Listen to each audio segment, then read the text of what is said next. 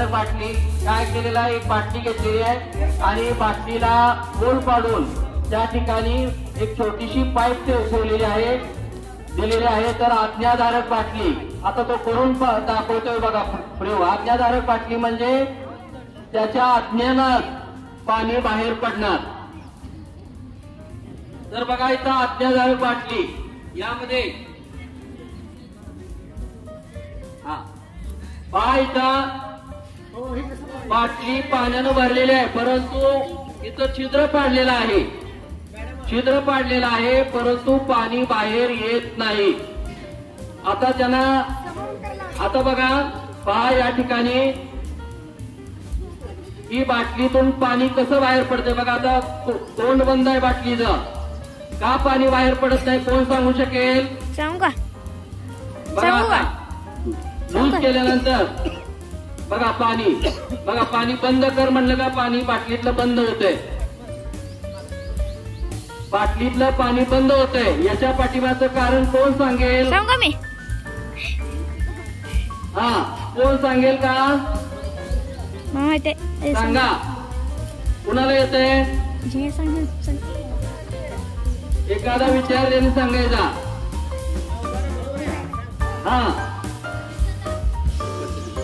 हवेचा दाब.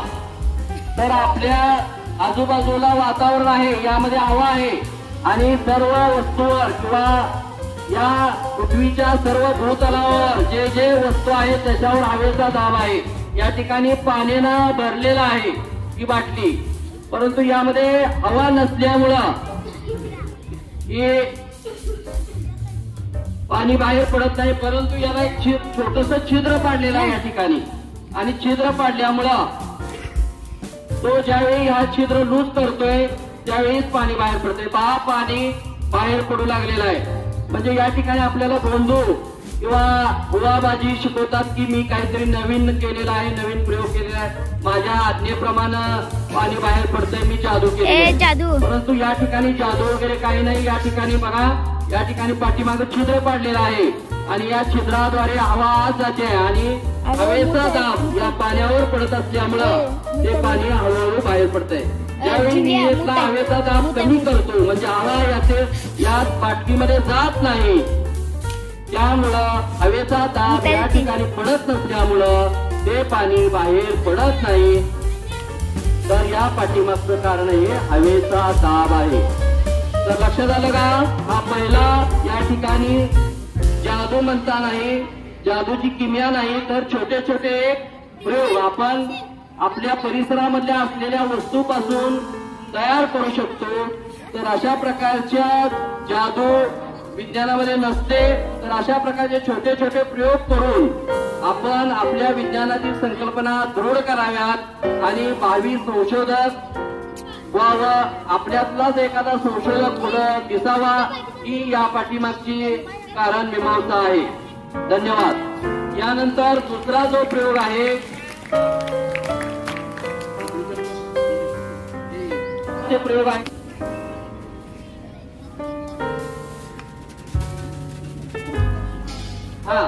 आता बघा पाण्यानं बाटली भरलेली आहे. या ठिकाणी ही बाटली पाण्यानं भरलेली आहे, परंतु पाणी यामधून गळत नाही. परंतु शॉवरच्या रूपानं पाणी कसं गळतंय, पाणी बाहेर कसं पडतंय ते या ठिकाणी आता आपण पाहूया. या बाटलीचं तोंड हे हळूच लूज केल्यानंतर शॉवर सारख्या धारा बाहेर पडतात. या ठिकाणी सुद्धा आता मी सांगितलं कारण काय असेल, कोण सांगेल? हवेचा दाब. तर अशा छोट्या छोट्या संकल्पना या ठिकाणी आपल्याला हवेच्या दाबामुळं ते पाणी शॉवरच्या रूपानं बाहेर पडतंय. तर हा दुसरा या ठिकाणी ऍटम संपलेला आहे. म्हणजेच आपल्याला किमया, जादूची किमया न म्हणता या ठिकाणी प्रयोगाच्या स्वरूपात विज्ञानाच्या संकल्पना या ठिकाणी आपल्याला स्पष्ट करतात. त्यानंतर या ठिकाणी एक पाठ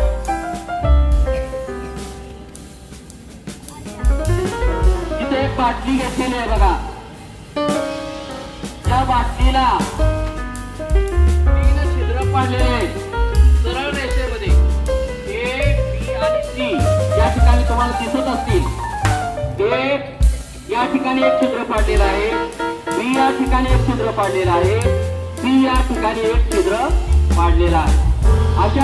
अशा प्रकारे 3 छिद्र समांतर पातळीमध्ये पाडलेले आहेत आणि हे विद्यार्थी आता ही बाटली भरून घेणार आहे. पुढे काय होतं ते पहा तुम्ही.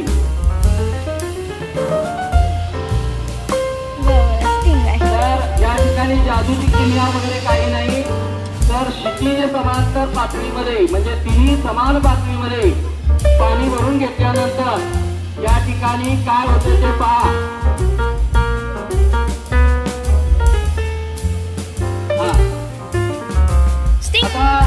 ही बाटली पाण्यानं भरून घेतलेली आहे विद्यार्थ्यांनी.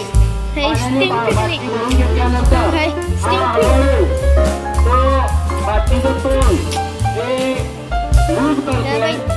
त्यानंतर पाण्याचा प्रवाहाचा वेग हा तुम्ही पाहायचा आहे. विज्ञानामध्ये निरीक्षणाला अत्यंत महत्व आहे. निरीक्षण आपला अचूक असेल तर आपला प्रयोग हा अचूक असतो. त्यामुळे आपण निरीक्षण करायला शिकायचं आहे, म्हणजे एकाग्रता असणं गरजेचं आहे. या ठिकाणी पहा आता वरती जा. हा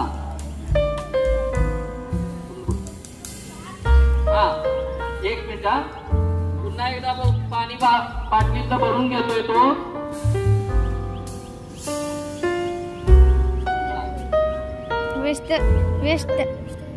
आता तिन्ही छिद्रावरचे बोट तो हळू काढलेला आहे आणि हळूहळू बाटलीचं टोपण हा लूज करतोय. तर इथं पहा तिन्ही जी छिद्र आहे त्या छिद्रातून येणारा पाण्याचा प्रवाह सारखा आहे का कमी अधिक आहे, कोण सांगेल? सारखा आहे. सारखा सारखा आहे का कमी अधिक आहे? मोठ्यानं बोला. सारखा आहे. सारखाच आहे. का किती समान? कारण का? हवेचा दाब समान पडतो. याचं कारण कोण सांगेल? तिन्ही सारखाच आहे. हवेचा दाब समान पडतो म्हणून. हवेचा दाब हा समान पडतो सर्व वस्तूवर. सर्व या ठिकाणी भूभागावर वस्तू असेल किंवा भूभाग असेल तर समान पातळीत राहतो. उंची कमी जास्त झाल्यानंतर समुद्र सपाटीवर तुम्ही अभ्यासला आहात. त्या ठिकाणी हवेचा दाब कसा असतो आणि आपल्या ठिकाणी हवेचा दाब कसा असतो. तर हवेच्या दाबामुळं तो समपातळीमध्ये हवेचा दाब असतो. हे या ठिकाणी आपल्याला दिसून येत आहे. त्यानंतर पुढचा अटेम्प्ट आहे. पुढचं 3 छिद्रे भिन्न पातळीवर म्हणजे एकमेकाला लंबरूप असणारी 3 छिद्र आहेत. त्या ठिकाणी हवेचा दाब कसा पडतो किंवा एखाद्या द्रव पदार्थाचा दाब कसा पडतो या ठिकाणी आपण पाहणार आहोत. आता या ठिकाणी 3 छिद्र दिसतात तुम्हाला. या बाटलीमध्ये 3 छिद्र आहेत. आपण ए बी सी ही समपातळीमध्ये छिद्र असणारी पाहिली. आता 3 छिद्र ही लंबरूप आहेत. एचं छिद्र हे वरती आहे, बीचं छिद्र हे त्याच्या खाली आहे आणि सीचं छिद्र हे त्याच्या खाली आहे. म्हणजे उंची कमी अधिक प्रमाणात केल्यानंतर हवेचा दाबाचा प्रवाहावर किंवा हवेच्या दाबाचा किंवा द्रव पदार्थाच्या दाबाचा काय परिणाम होतो ते या ठिकाणी आपण पाहणार आहोत. तर निरीक्षण पाहिजे. या ठिकाणी मी आता सांगितल्याप्रमाणे आता हे पाण्याची बाटली भरून घेत आहेत ते पहा. आता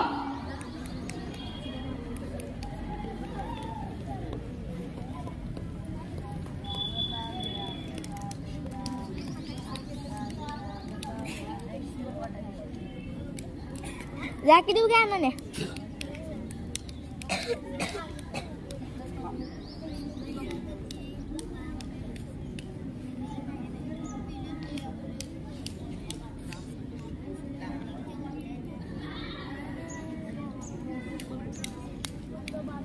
आता तिन्ही छिद्र बंद आहेत. बाटली पाण्यानं भरलेली आहे.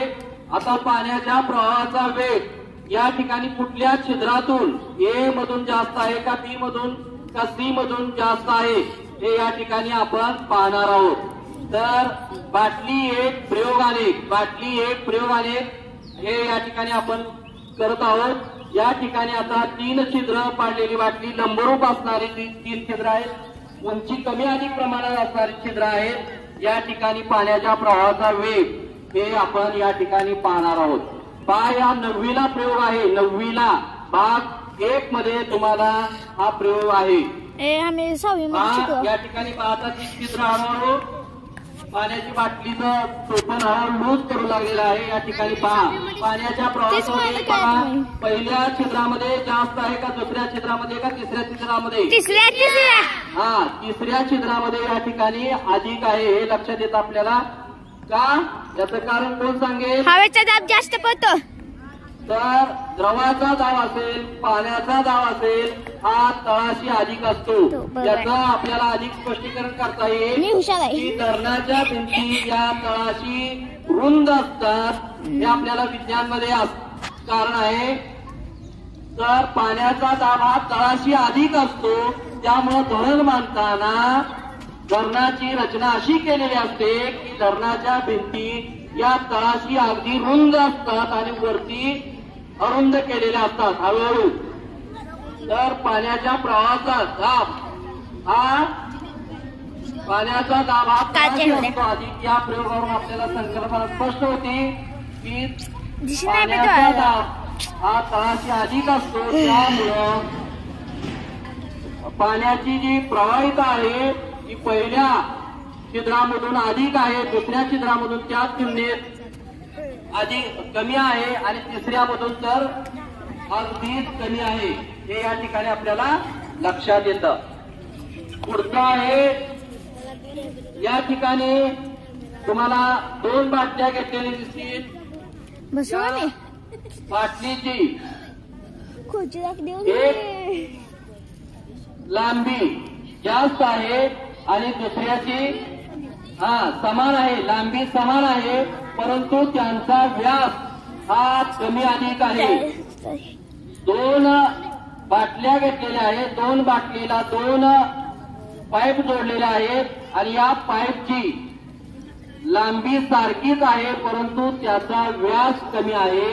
या ठिकाणी पाणी भरून घेतल्यानंतर कोणत्या बाटलीतील पाणी लवकर कमी होईल, कोण सांगेल? मी सांगू, जास्त व्यास मोठा आहे, सांगू नको। कोणाला अंदाज आहे? पांढऱ्या पाईप म्हणजे ज्याचा व्यास अधिक आहे त्यातला कमी होईल। बघूया, पाहू आपण आणि नंतर निष्कर्षापर्यंत पोहोचूया। दोन्ही लांबी सारखी आहे, परंतु या ठिकाणी व्यास कमी आहे, कमी अधिक आहे पाईपचा। तर आपण प्रत्यक्ष या ठिकाणी प्रयोग करून पाहूया। मला दिसणार नाही कोणी। बघा, लक्ष ठेवा, काय यामध्ये आपण नवीन नाही, या आपल्या परिसरामध्ये मिळणारे सगळे साहित्य आहे। आपली जर करण्याची तयारी असेल तर आपण पुढं छोट्या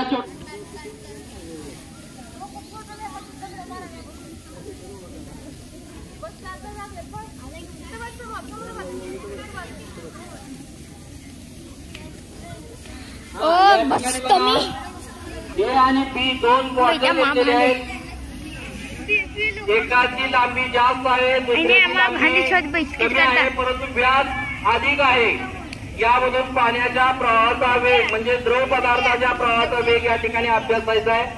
पहा, आता करून इथं दोन्ही बाटल्या भरून घेतले, लूज करून टाकले विद्यार्थी। पहा, या ठिकाणी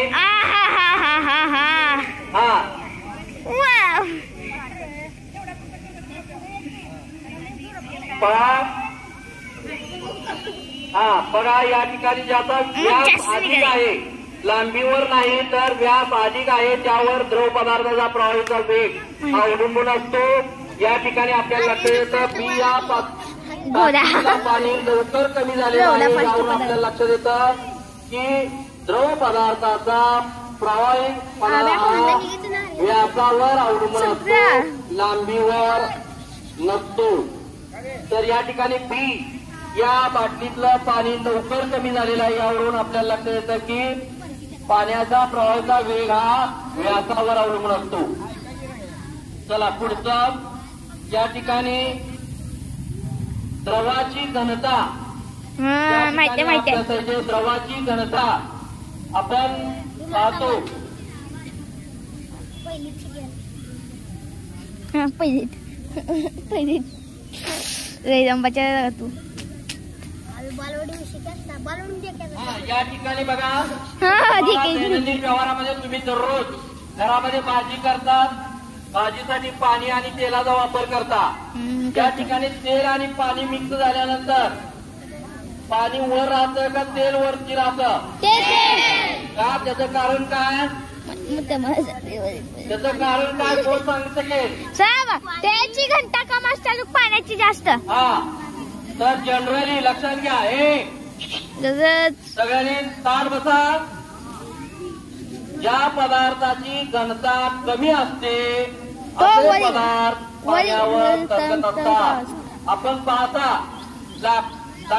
लाकडाचा ओंडका जरी पाण्यात मध्ये टाकला तरी तो पाण्यावर तरंगतो, कारण लाकडाची घनता ही पाण्यापेक्षा कमी आहे. घनतेचं सूत्र कोण सांगू शकेल का? नाही. घनता कोणत्या सूत्राने काढली जाते? नाही हे माहित नाही. घनता वस्तुमान भागिले आकारमान. अबे दिसत नाही मला या ठिकाणी आता जवळच दिसत नाही, करून पाहूया प्रयोग. आमचं दिसते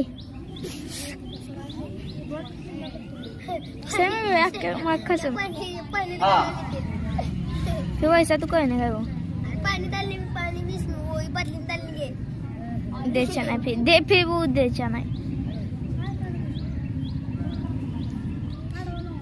या ठिकाणी तुम्हाला आपण दैनंदिन जीवनामध्ये पाहतो, तर ज्याची घनता कमी आहे, तेलाची घनता कमी असल्यामुळं हे तेल खाली आहे.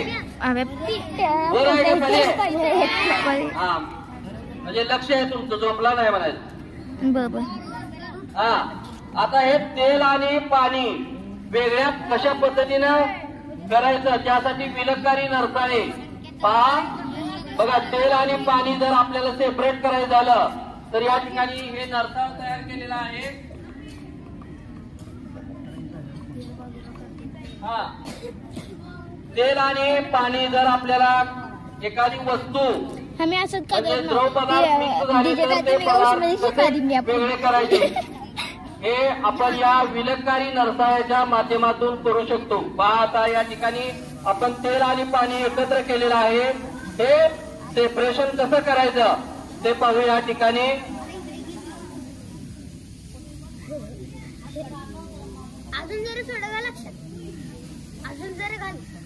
बघा, आता ते मिक्स केलेलं आहे. पुन्हा एकदा आता तेल आणि पाणी कसं सेपरेट करायचं हे पहा.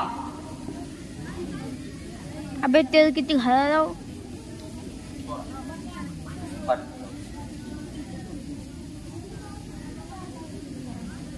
हा, बघा,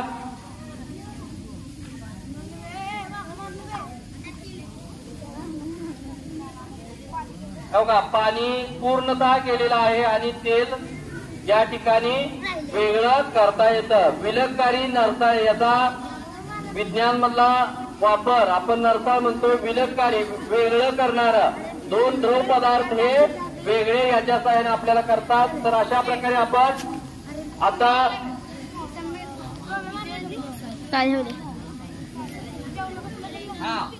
त्याचबरोबर आता यातला शेवटचा आयटम पहा. द्रव पदार्थाची प्रवाहिता. दोन भिन्न द्रव पदार्थ घेतल्यानंतर त्याची प्रवाहिता या ठिकाणी अभ्यासायचे. एकामध्ये आता हे पामतेल घेऊ लागलेले आणि एकामध्ये पाणी घेऊ लागलेले. तर पाण्याचा प्रवाहितेचा वेग जास्त आहे आणि तेलाच्या प्रवाहितेचा वेग या ठिकाणी पाहणार आहोत आपण.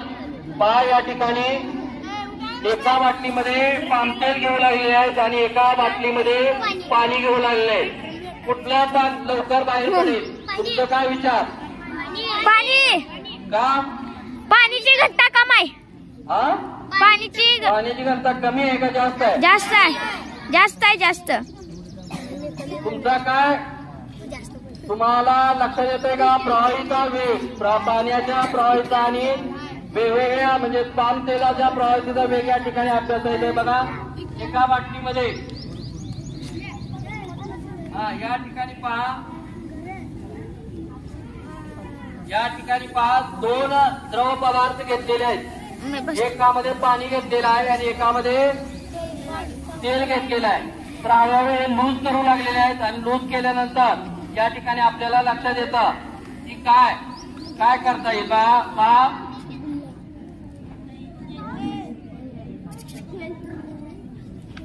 कुठली बाटली रिकामी झाली लवकर? पाणी पाण्याची झालं का? तेल म्हणला येतो कोणतं? पाणी. तर या ठिकाणी आपल्याला लक्षात आलं असेल भिन्न पदार्थ त्याची प्रवाहिता ही भिन्न प्रकारे असू शकते.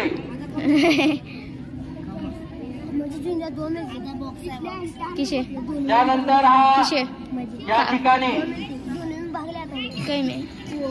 द्रवाचा दाब हा क्षेत्रफळावर अवलंबून असतो. या ठिकाणी छोटासा प्रयोग करत आहेत विद्यार्थी. बघा द्रवाचा दाब या ठिकाणी क्षेत्रफळावर अवलंबून असतो. या ठिकाणी पाणी जोडलेले आहे आणि पाण्यानं बाटली भरून घेतलेली आहे. तर या ठिकाणी पहा ते पाणी बाहेर पडलं बघा. त्यामुळे आपण शास्त्रीय कारण या ठिकाणी आपल्याला स्पष्ट होतं. पावसाळ्यामध्ये किंवा एखादी ट्रक रुतली असेल चिखलामध्ये किंवा एखादी गाडी रुतली असेल तर त्या ठिकाणी फळी टाकली जाते. परंतु जर अरुंद फळी टाकली तर ती मोडली जाते. कारण कमी क्षेत्रफळावर आधीच दाब झाल्यामुळं दाब आधीच पडतो आणि रुंद फळी टाकल्यानंतर क्षेत्रफळ वाढतं आणि दाब कमी होतो. त्यामुळं दाब हा क्षेत्रफळावर अवलंबून असतो. या ठिकाणी आपल्याला लक्षात येतं. त्यानंतर या ठिकाणी एक छोटा प्रयोग आहे. ऊर्जा अविनाशी आहे. एका प्रकारच्या ऊर्जेतून दुसऱ्या प्रकारामध्ये रूपांतर होतं हे लक्षात येतं आपल्याला. बघा या ठिकाणी हा दोलक इकडे रेवजे भोसले हा दोलक मी या दोलकाला गती देतोय. नीट निरीक्षण करायचा. इकडे शेक सगळ्यांनी ताट बसायचा पाठीमागा. बघा एका दोलकाला मी गती देतोय. त्या गती दिल्यामुळे दुसऱ्या दोलकामध्ये काय परिणाम होतोय का ते पाहायचं. पाहता तो दोलक कमी त्याचा वेग झाल्यानंतर दुसऱ्या दोलकावर त्याचा परिणाम काय होतोय. तर या पृथ्वी तलावरची ऊर्जा ही अविनाशी आहे. एका प्रकारच्या ऊर्जेतून दुसऱ्या प्रकारच्या ऊर्जेमध्ये रूपांतर होत आहे हे पाहायचं. एकाला दिली ऊर्जा दुसऱ्या ऊर्जेचं स्थानांतर होतं. एका प्रकारच्या ऊर्जेतून दुसऱ्या प्रकारच्या ऊर्जेमध्ये रूपांतर होतं हे या ठिकाणी सिद्ध होत आहे. तर धन्यवाद. या ठिकाणी हा छोटासा कार्यक्रम इथं 2 आपल्या 6वीचे विद्यार्थी पाटमस आणि साळुंके हे छोटे 2-3 तुम्हाला प्रयोग दाखवतील आणि त्यानंतर हा कार्यक्रम या ठिकाणी संपन्न होईल.